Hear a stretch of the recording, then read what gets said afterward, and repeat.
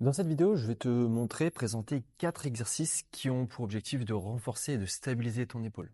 En effet, les tendinites ou les tendinopathies ravagent de plus en plus nos épaules et nous posent problème dans la vie quotidienne, mais également de nos activités sportives. Je pense qu'on connaît tous quelqu'un qui a mal à l'épaule quand, par exemple, il lève le bras au-dessus de la ligne des épaules. Ces 4 exercices vont cibler cette fameuse coiffe des rotateurs dont tout le monde parle quand il s'agit de douleurs à l'épaule. Mais déjà, c'est quoi une coiffe des rotateurs? Cette coiffe des rotateurs se compose de 4 muscles qui ne sont pas visibles dans la plupart des cas. Ils sont dits muscles profonds. On a le subscapulaire, l'infraépineux, le supraépineux et le petit rond. Leur rôle principal est de stabiliser la tête de l'humérus par rapport à la glène de l'épaule. Ces muscles sont petits et fragiles. Il faut donc en prendre soin au fur et à mesure du temps.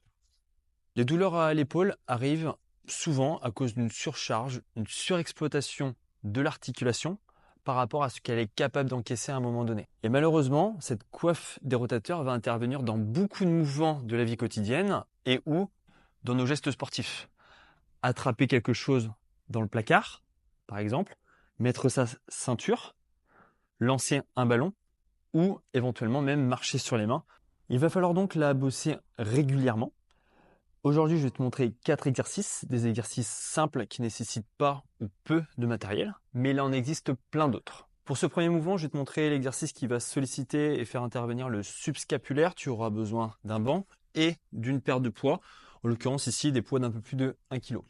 Pour la mise en place, tu viendras te mettre sur le ventre, sur le banc, paume de main que tu vas venir mettre vers l'avant en tenant tes plates bien sûr et venir chercher à élever tes bras le plus haut possible, redescendre en contrôle, quitte à mettre une petite seconde de pause au de chaque répétition et ainsi de suite pour 15 à 20 répétitions. Pour ce deuxième exercice, toujours le même matériel, un banc de poids, toujours sur la même position à plat ventre.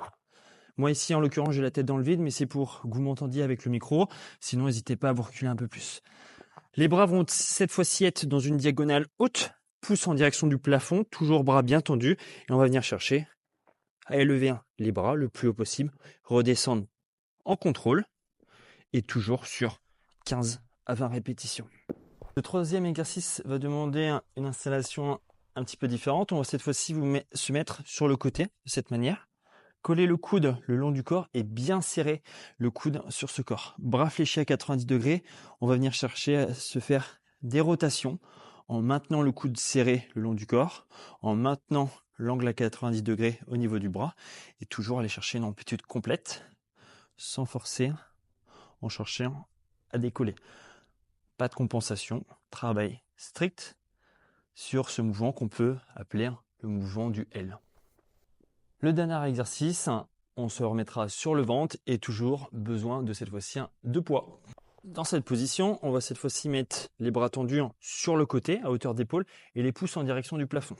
Vous allez venir toujours dans la même idée, monter les poids, bras tendus, chercher à élever un maximum ces poids sans trouver de compensation avec le reste du corps. Et toujours 15 à 20 répétitions. Tu peux travailler ces exercices en série plus ou moins longue. 15 à 20 répétitions me semble un intervalle correct.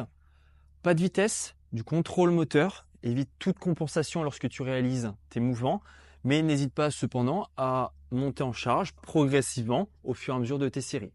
Maintenant, tu as toutes les clés en main pour éviter ou réduire tes douleurs à l'épaule.